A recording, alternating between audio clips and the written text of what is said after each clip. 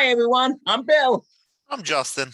and welcome to Couch Reviews. Reviews.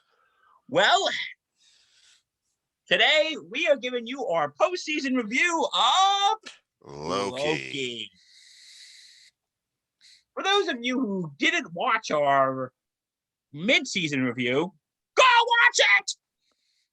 Because you're going to be kind of lost without watching that. Because Because if you're too lazy, quote Monty Python, the show so far, Loki gets captured by timekeepers, and Mobius convinces Judge Renslayer to help them out with a case to find another variant Loki, who is a woman.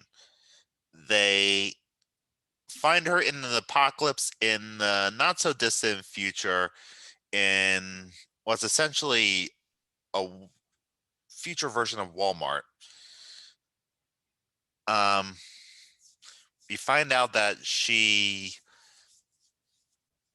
is on a mission to destroy the timekeepers. Loki manages to stop her, and they get trapped on a planet that I always forget the name of.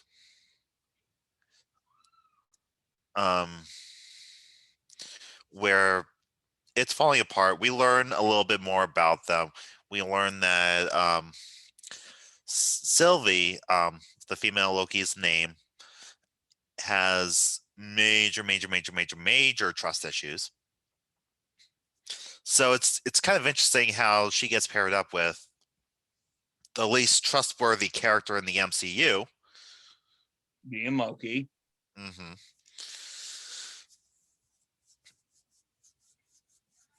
And that makes for an interesting dynamic in episode 3. And we'll see that play out a little more in the future episodes. And now we're pretty much caught up to where season 3 left us off. Episode 3. Wow, season 3. I hope there's a season 3 to this. There's already going to be a season 2. Yeah. It's surprising. Everyone got surprised when they announced season 2. I thought they announced season 2 before the show even aired. Okay, so anyway, here's what's going on now.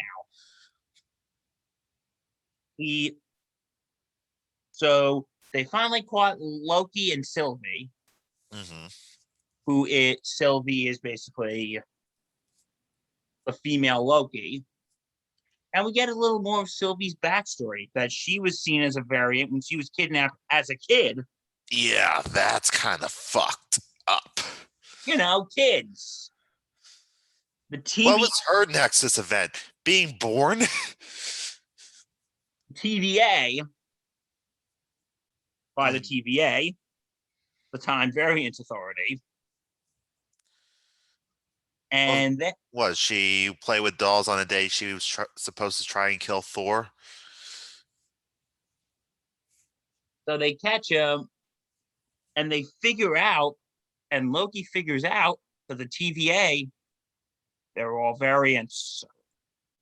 Yeah. Created by the so-called timekeepers. Except they're not created by the timekeepers. They were humans before. They all think they were created by the timekeepers. So everything is not as it seems. We were created by the timekeepers. Oh, you weren't. You almost had me there. When one of the people who work for the timekeepers, they were given a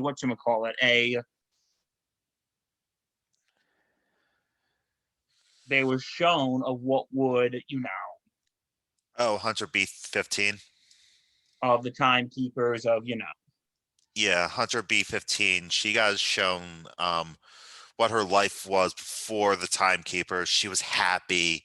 She had a life, and then the timekeepers took that away from her. So now she's on their side.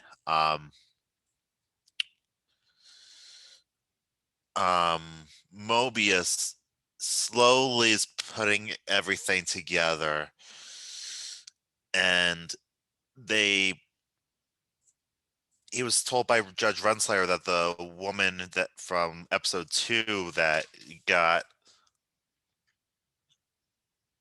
used by Sylvie, that she died. Like her brain turned to mush and she died. What actually happened, and Mobius sees this on Judge Renslayer's tempad, is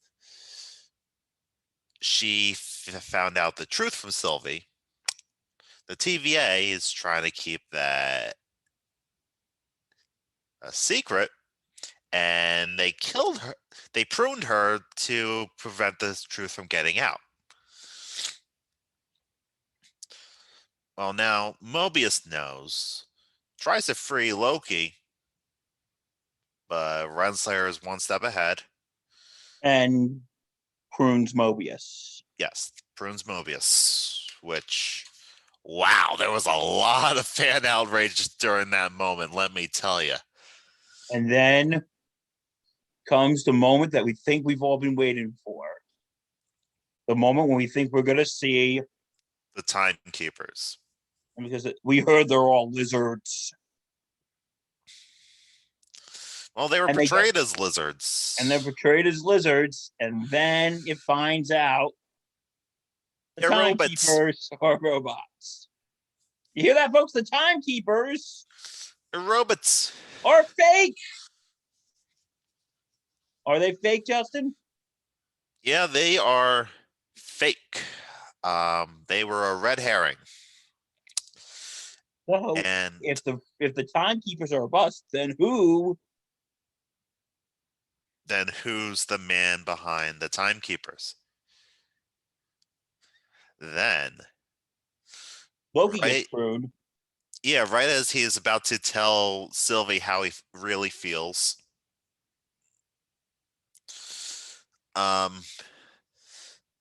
And yeah, when that happened, a lot of people are like, oh God, does that mean that we're actually going to be following Sylvie for the rest of the show? But then Loki gets disappeared to the Void. The Void, where he meets a bunch of Lokis, including Loki, Kid Loki, classic Loki, who's the old guy with the horns, boastful Loki, the black one. Yeah. And our favorite, Alligator Loki. It's like, listen, we're running from who knows. I've had a really long couple of days, weeks, months. I don't even know how long it's been. I've been running from God knows what, and I'm God knows where. With a kid, an old geezer, and an alligator, which I'm sad to report, I don't even find all that strange. Why is there an alligator here? He's a Loki. And then when Sylvie and Mobius later got to vote, this is me as an old man, me as a child, and he's an alligator. Yeah. I want that alligator. Meanwhile, back at the TVA, Sylvie's trying to figure out what's going on. She finds out that when someone's pruned, they're not actually killed. They just go to the Void, where a giant smoke monster named Eliath will kill them. That kills them if they catch. So now it seems like Renslayer and Sylvie are going to team up to get to the truth, although they're going after the truth for very different reasons. So obviously Renslayer's not gonna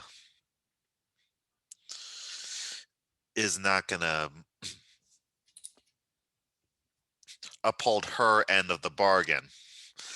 In fact, this is all just so that she can stall. Her and Miss Minutes, who, wow, Miss Minutes.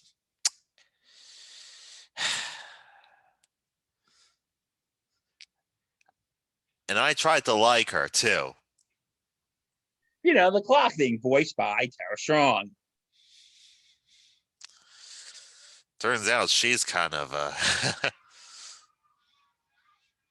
She's not too nice. No, she's working kind of with the one behind the curtain. Who we'll get to in a second. And they're both trying to stall her so that the rest of TVA can come and prune Sylvie. Sylvie ends up stealing a TemPad and prunes herself so that she can go after Loki. Another instance of Sylvie not trusting anybody. And this is an instance where it comes in handy. Her mistrust saved her life in this instance.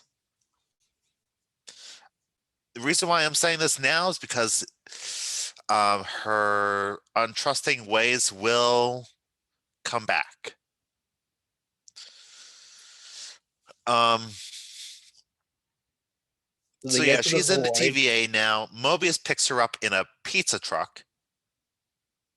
We swear to God, that's real. And we see the Aliyah, the smoke monster, eat up the Philadelphia Project. That giant ship. Yeah.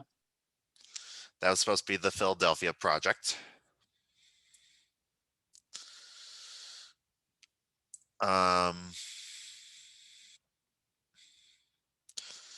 And then we get probably the most entertaining sequence in the entire show.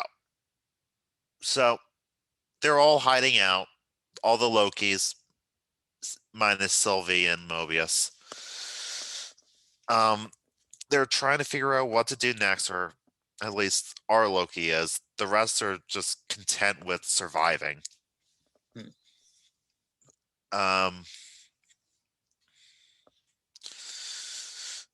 So Loki decides, you know what?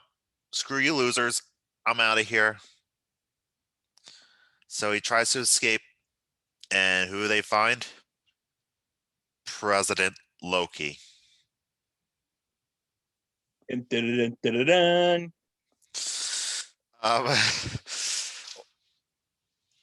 I knew President Loki was going to, or at least candidate Loki was going to make some sort of an appearance in this show just from the trailers. I didn't know how they were going to implement him, but wow, this was a lot of fun. How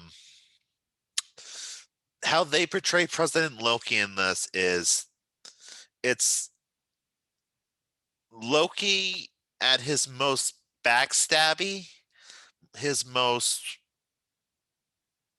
evil, most conniving, most moralless. That is President Loki. Just like any politician. Put him. And he makes a deal with boastful Loki that if they betray him, he will make boastful Loki king. Ooh, king. Except he never intended to make him king and backstabs boastful Loki. And then the rest of the army of President Loki backstabs President Loki. So it's just showing you how whenever a bunch of Lokis get together to try and better themselves, they end up killing each other. Alligator Loki bites off President Loki's hand in probably the most hilarious, disarming scene I've ever seen in a while. Like, it's literally President Loki's like, why the hell is an alligator here? And everyone's like, he's a Loki. And then alligator Loki just like,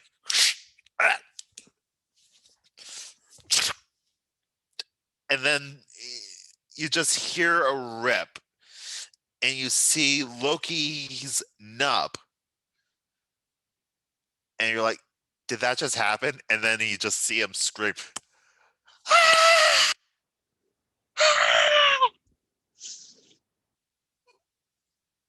Perfect scream, by the way. That was Just perfect. I rewatched that scene so many times just to rewatch.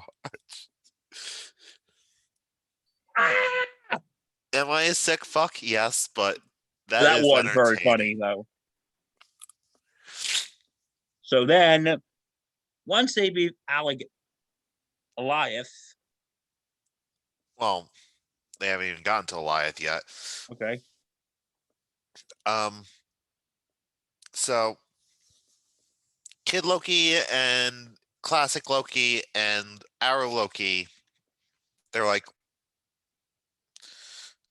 Arrow Loki convinces them that they need to kill Goliath and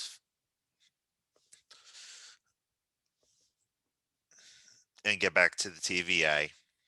Um, and they basically are like, "Yeah, we'll get you there, but that's as far as we go." So they meet up with Sylvie and Mobius. Sylvie had this moment where she connected with Goliath, so she thinks she can enchant it.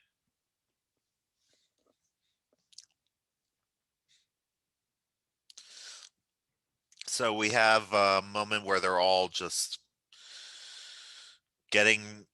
preparing themselves before they go against Goliath, and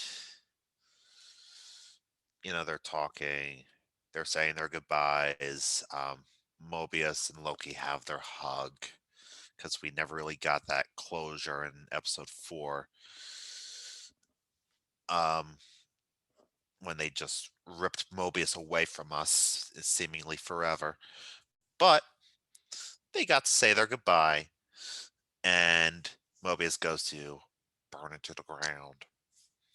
Burn it to the ground. Yeah, Linkin Park reference. Anyway. So Mobius goes through the Tempad portal. Loki and Sylvie try to go up against Goliath, but they need more time. Who comes through? Classic Loki, who creates a ginormous illusion of Asgard. Just the entire city of Asgard. It's mad impressive. And he's yelling, glorious purpose! That was awesome. And man, Richard E. Grant just delivers. If they casted Thor in more like the comics, Richard E. Grant would have been an amazing choice for Loki. So I am really happy to see that he got to play a version of Loki, even if that's the only version we're ever going to see of him. I'm happy that we got to see that version. So then Goliath is. Then Goliath eats classic Loki. Rest in peace, classic Loki. But that gives Loki and Sylvie just enough time to enchant Goliath, and they reveal the castle among the smoke.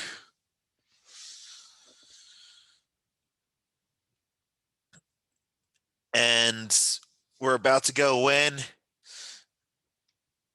Sylvie needs a moment. She's like, Loki, shut up. I need a moment. This is my entire life's been leading up to this moment. I need a moment. So they go in and we get a jump scare. Yes, Hey, we do. y'all! It's Miss Miss Minutes. Minutes. He's like, you're finally here to see him. Who? He. He who remains. But here's the thing. Turn back now. You can have anything you ever wanted. Loki, do you want to beat the Avengers in that battle in New York? How about have the Infinity Gauntlet and beat Thanos? It can all be yours. And Sylvie, you can have a life filled with happy memories, and you both be on the same timeline. Okay, question. What are those happy memories? Number one. Number two, if Loki had the Infinity Gauntlet, wouldn't the Infinity Gauntlet, kill him? Kind of like it did Tony Stark? Didn't kill Thanos. No, but it might have killed Thor if he tried it. And considering Thor is a much more powerful being than Loki, I'm sorry, I don't think Loki can handle it. And then We get the big reveal of who He Who Remains is, and it's a dude. yeah, it's a guy. Wow, that was really underwhelming, unless you know who that dude is. It's Kang the Conqueror. Okay. So, Bill's not super versed in the comics. I am a little more well versed, although not super well versed. I've never really read much on Kang. Excuse me. I'm sorry if I offended. Hmm.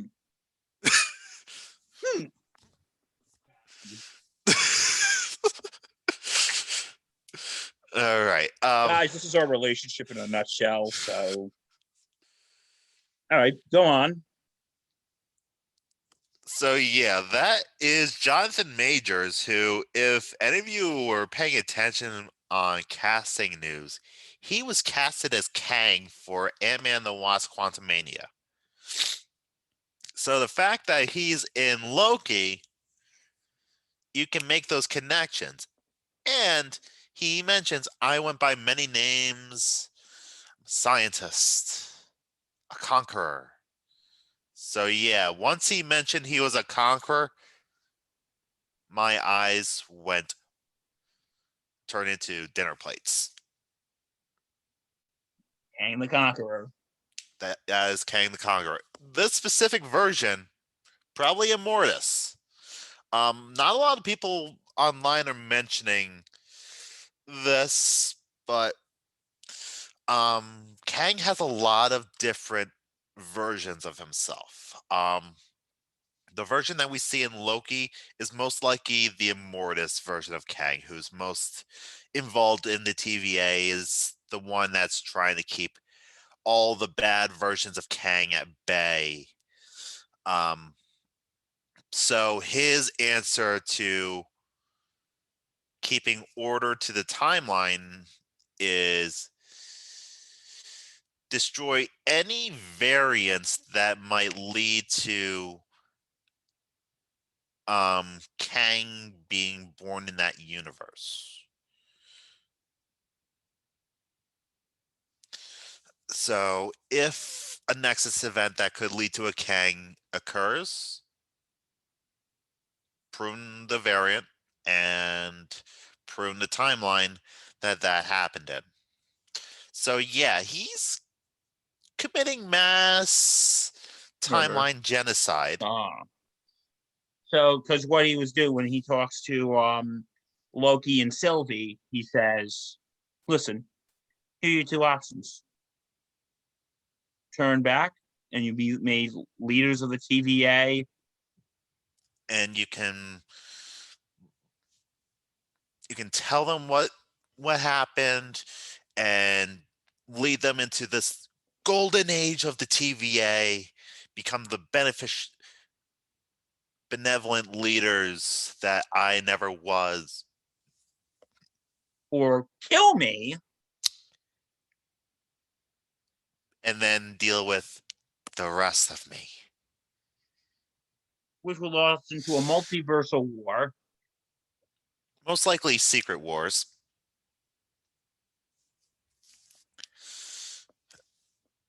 Um, so, and here's something that happens though. Kang or Mortis or whoever you want to call him. How do you want to refer him for the remainder of this? Do you want to call him Kang? Do you want to call him He Who Remains?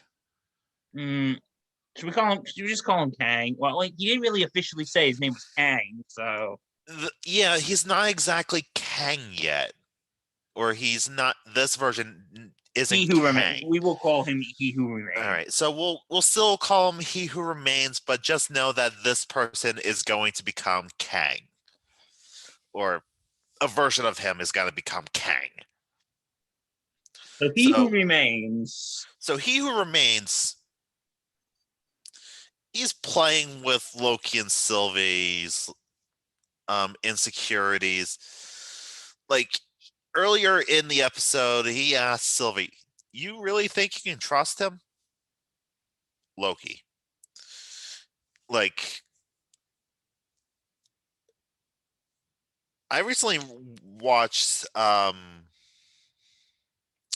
analysis of a Courage the Cowardly Dog episode um, involving the kitten in the mask.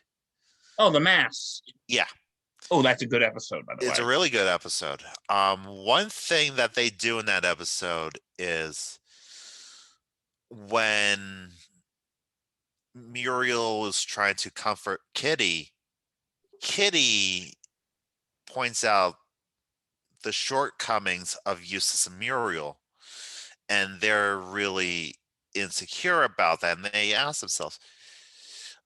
ask each other, Muriel asks Eustace, "You really think I eat too many sweets?" And he's like, "Nah." And Eustace is like, "Yeah, I can fix anything." It's like, and eventually it does come back full circle. Something gets broken in the house, and Muriel is like, "She's right. You can't fix anything." And then Eustace is like, "You want some chocolate?"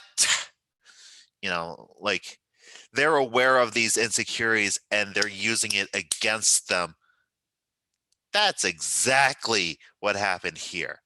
And there's a lot of people who are like, "Fuck you, Sylvie, for what she does next."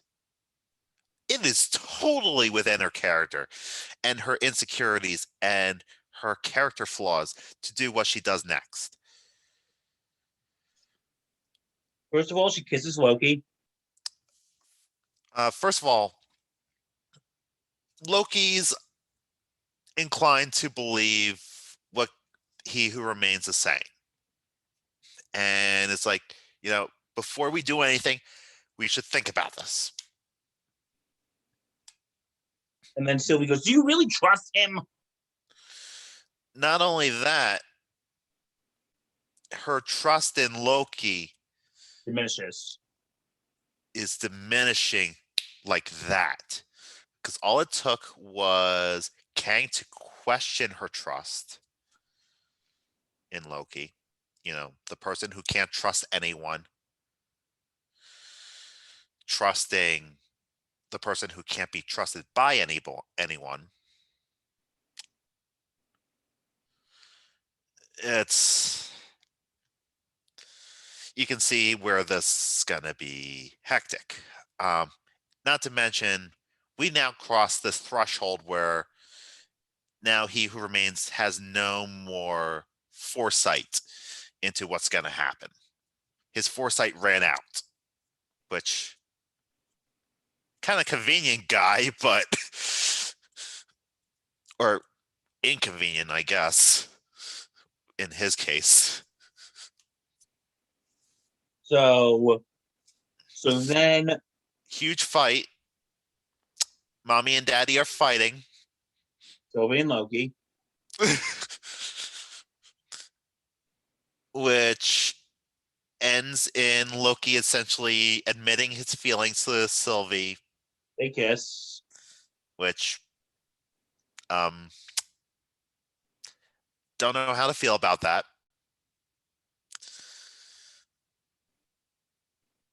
Because he's kind of making out with himself.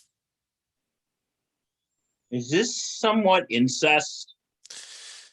I don't know what this is. Do we know what anything is anymore? It's like making out with a funhouse mirror.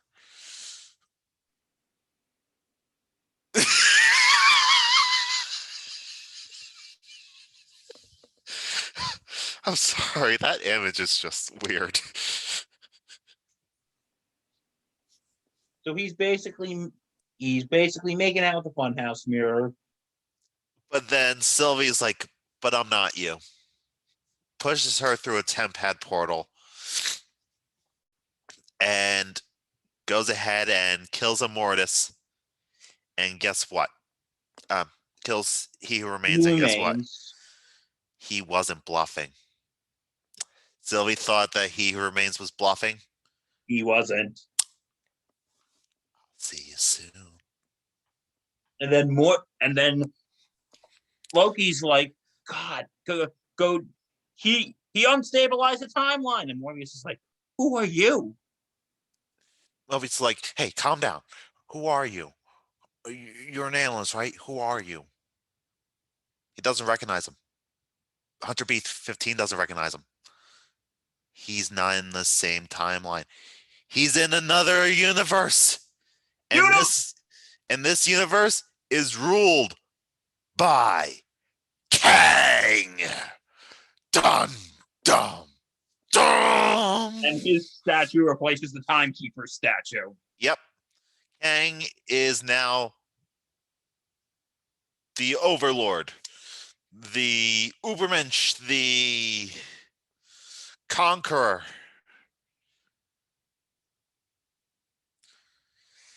We're now in the age of Kang. And we're going to be in for a wild ride. Now, keep in mind, the good version of Kang was He Who Remains, and he committed mass genocide. Oh, I'm curious to see what the bad eggs are. Yeah. Oh, this is going to be fun. And Jonathan, it's funny. A lot of people weren't crazy about Jonathan Majors' performance as He Who Remains, saying it was a little too over the top for them. I thought he was a blast. I thought he was funny. Oh, he was a blast. Jonathan Majors is an amazing character actor. And that's what brought the Timekeepers. Oh, man. No. Fun fact, he also voiced the Timekeepers, too. Wow, he was busy.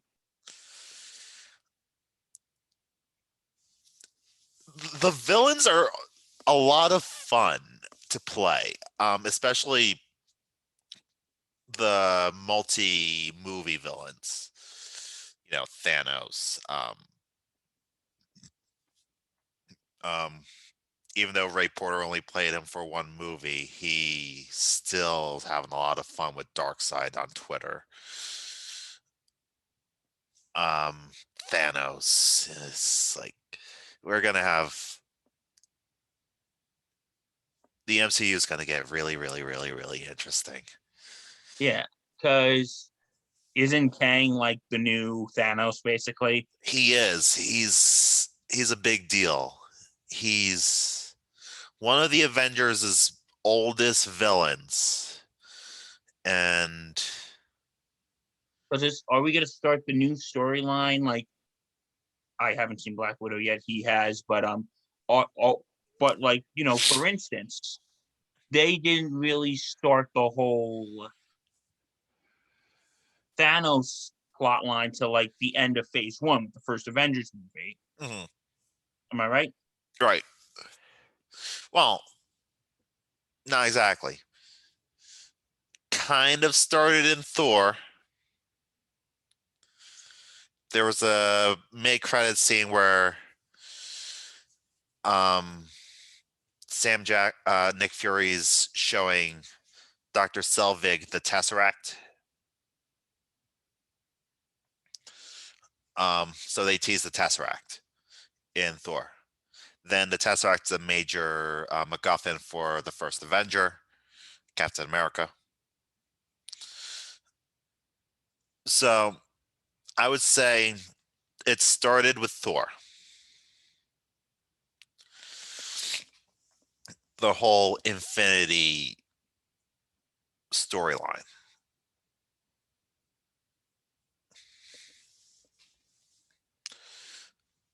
Thanos got introduced in Avengers. Um,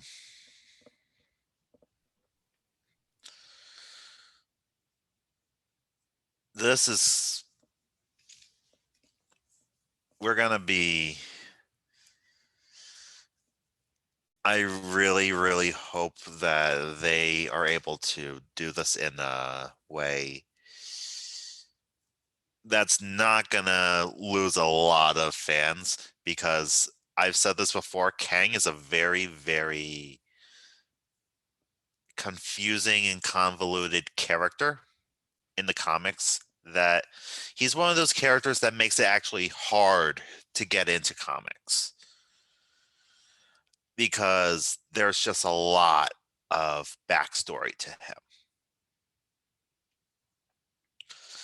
Um, you know, there's Kang used to be a pharaoh in ancient Egypt for a bit of time till the Fantastic Four stopped them. He was a conqueror. He was a mortis. He was a lot of things. And Do we be seeing that with Fantastic Four since Disney bought up well, now Disney, since Fantastic Four was owned by Fox, and now since Fox is owned by the mouse. oh Well, considering that Kang's real name is Nathaniel Richards, he supposedly is a descendant of Reed Richards' Mr. Fantastic. Although there is a theory out there that he's also related to Doctor Doom, because comics. I'm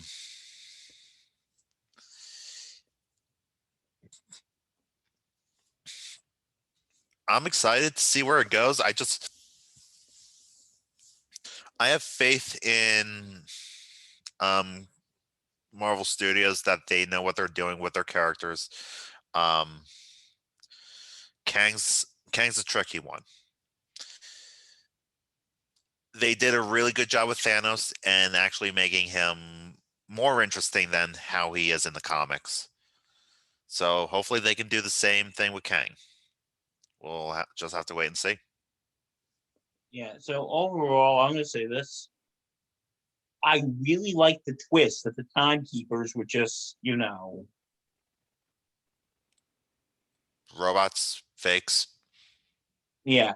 At first, I'm like, oh my god, they're lizards. They were right. The timekeepers are lizards. And then, wait a minute, what? Like, wait a minute, only on episode 4, there's 2. Ladies and gentlemen, Mr. M. Night Shyamalan. What a twist! What a twist. And I'm like, wait, if the timekeepers aren't real, then who's running everything? And then we've learned it's he who remains that will eventually be Kang. and I gotta say, this series, all the action, I really like Elias. And in these episodes, you see more of the comedic part of Loki, especially with we're running the God knows what, and there's an alligator, and sadly, that's not the strangest thing here. Yeah, he really got to stretch his comedic muscles here, and he is definitely in top form. It's got to be fun because Loki's just an ever evolving character. And because, and I said this when we did our mid-season review, what I liked is they made Loki complex. Yes, He's he not does. just take over the world. I want to become king of Asgard. Even though some people say that the shift from him becoming that, from that to this, happened a little quickly, I still say we never found out how long exactly he's been with the TVA. It could have been months for all we know.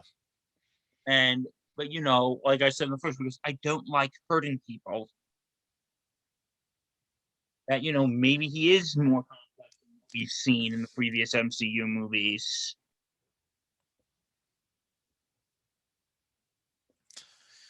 It is a little jarring that he went from what he has said and done in the Avengers movie to what he's saying and doing in the show. How that change just happens like that, essentially in the span of a day. Yeah, he got a glimpse in what his life was going to be like should he continue down this path, but he's still the same person. So for some people, it might not have been enough that he got that glimpse for him to make that giant change. But for us, shit, he saw probably the worst things he could comprehend. So yeah, I don't blame him for changing courses and kind of just trying to figure things out as he goes along. Exactly.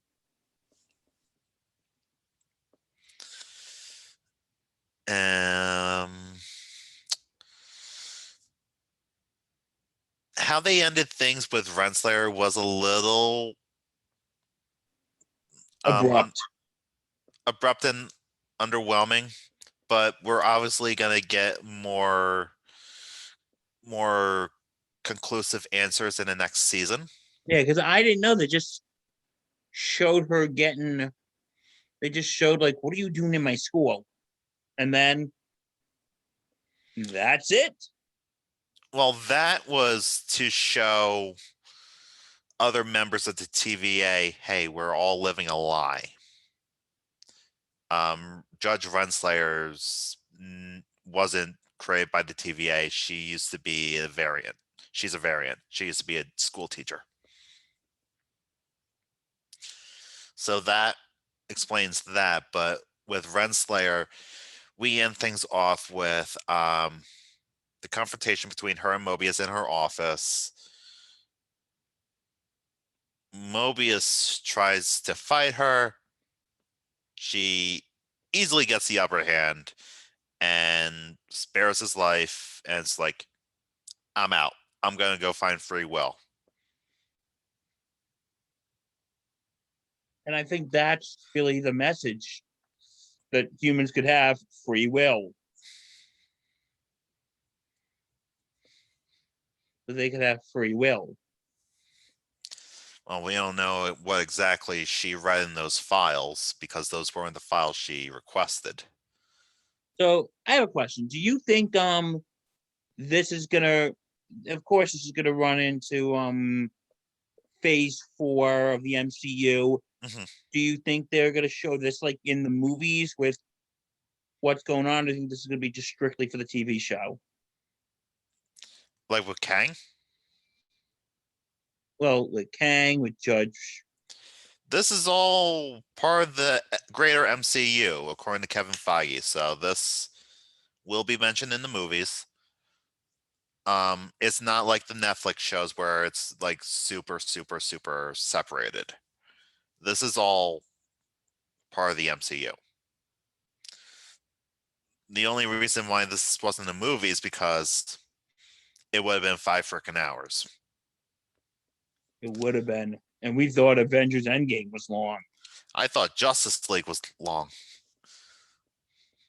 We thought a lot of these movies were long.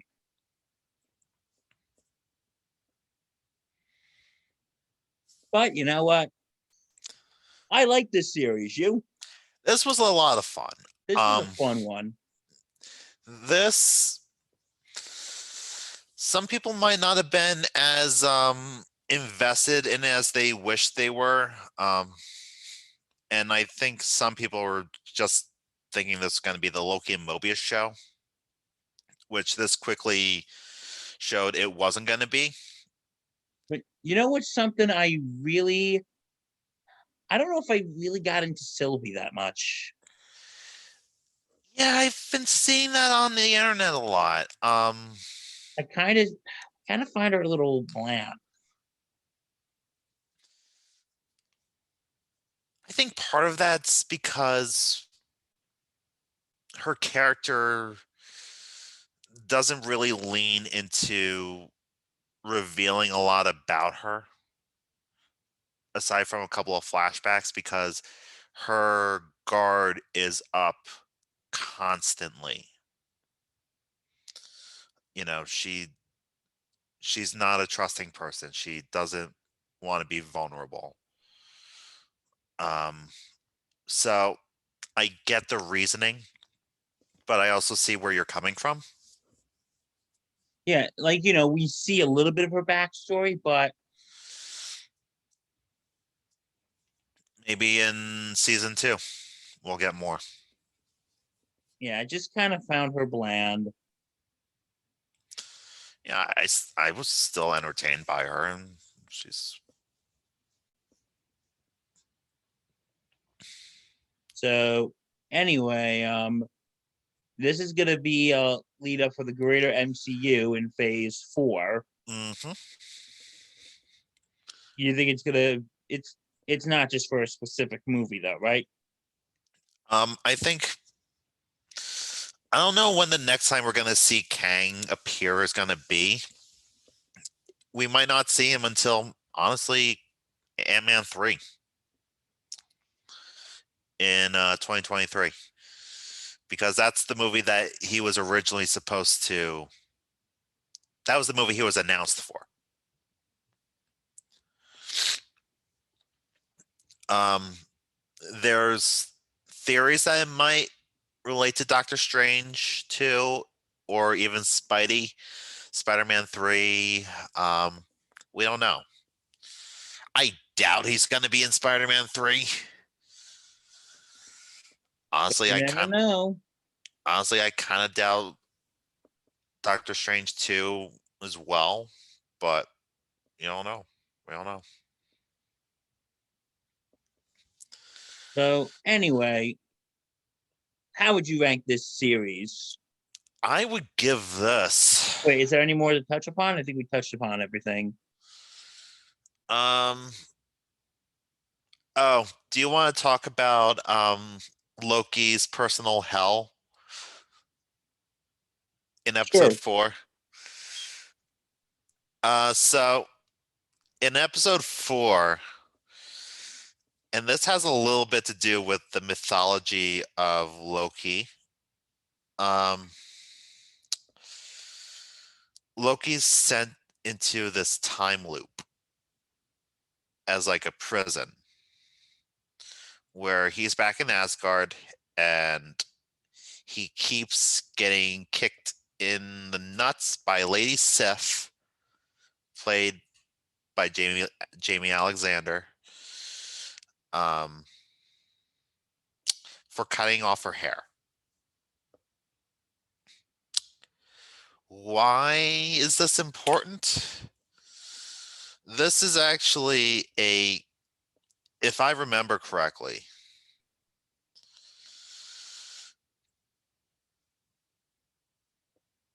let me just look this up real quick to make sure I'm not making this up.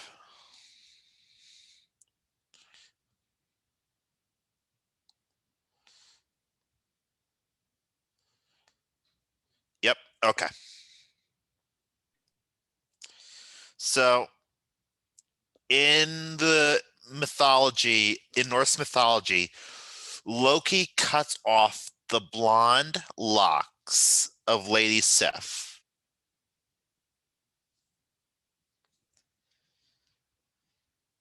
Now, there's something in that sentence that doesn't add up. What is it, Bill? What was it? The Loki cuts off the golden locks of Lady Sif. oh god, I can't really. Lady Sif's hair wasn't blonde in the movie, in the show, was it? Nope. Want to know why? Why? Because once you cut off Lady Sif's hair, her hair went from a beautiful golden blonde to a dark, dark raven black, which back then was seen as a sign of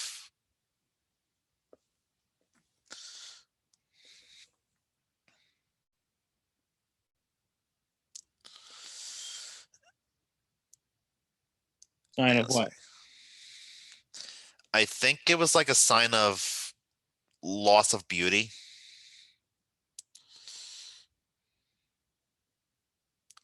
Let's see here.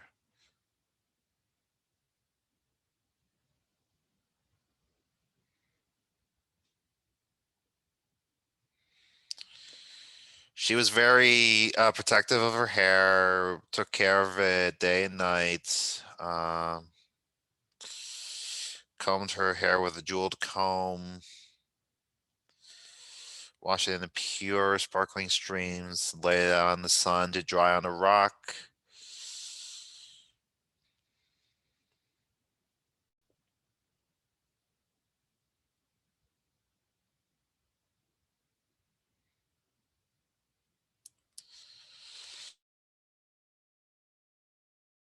Ears and chopped off Sif's hair, every single lovely lock. One by one, they tumbled onto her shoulders and down her dress. Her head was bare, as if she had a haircut in the army.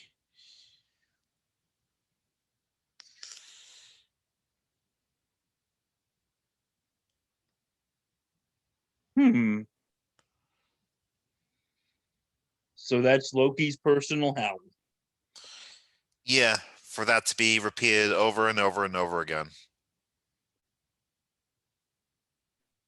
And now, so Justin, throughout this series, how would you rank this on the Couch Reviews thing? This is must see television for any MCU fans. Um, this is honestly fantastic. This is a definite must stream. Um, I watched it every morning when I woke up. That's how excited I was to watch these episodes. So, yeah, this is as high of a streaming as I can give it. I would give it a high streaming as well, but I will say this: I did like it, but I don't know if I liked it as much as WandaVision or Captain and Winter Soldier. To me, this Falcon was and Winter Soldier, sorry. to me this is honestly my favorite one so far. I liked it. I thought it was fun, but I think I like Falcon a little better. Um,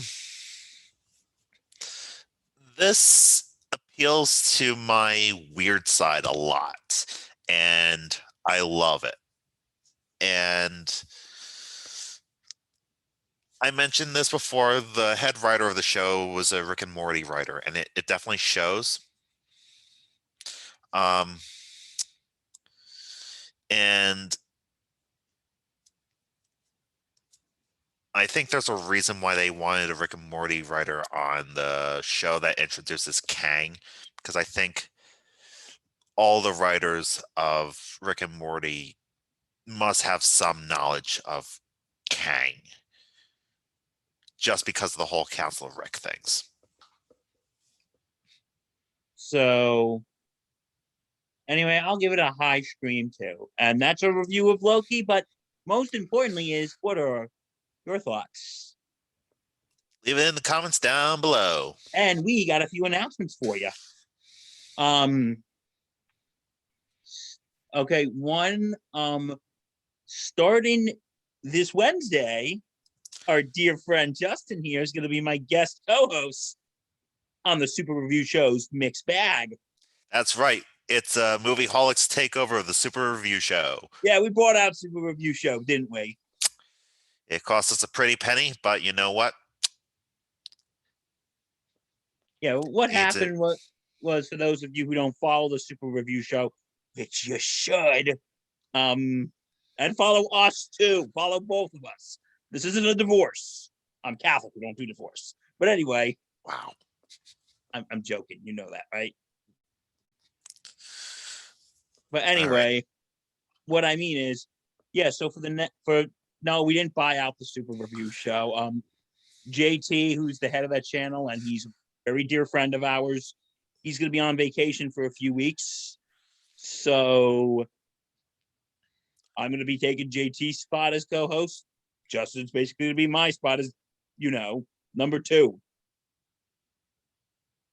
And we may have a special guest on Wednesday. We don't know. He said he'll get back to me. So, yeah, check that out.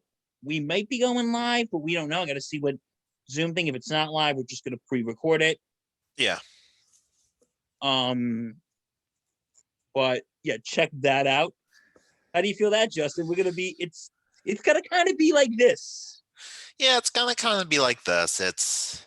Because we've been working together on this thing for so long. So yeah, this is going to be like second nature to us. Yeah, so we're going to know how to work with each other. We're going to have some fun, some good, not so wholesome fun. Especially our topic. What is it going to be? Well, you're just going to have to wait and see, won't you? And also, we were thinking the next MCU series is going to be Marvel's What If. Yeah, since that's more anthological. We haven't made an official decision yet, but we're going to, instead of do it, because what we would been doing for the past couple series, we've been giving you both a mid-season review and a season review. However, with this one, since each one's going to be more of a self-contained story, we might just go ahead and do this one episode by episode. We might just do it weekly. We're just going to give you, you're going to have us for 11 consecutive weeks. Isn't that fantastic? And I get to do my Watcher impression. I am the Watcher. I watch, but never interfere. Okay. So check all that, and we'll be getting some more stuff out on this channel. If you like what you see here, like, comment, subscribe, and hit that bell. Thanks, guys. I'm Bill. I'm Justin. Until next time, stay safe. Take care.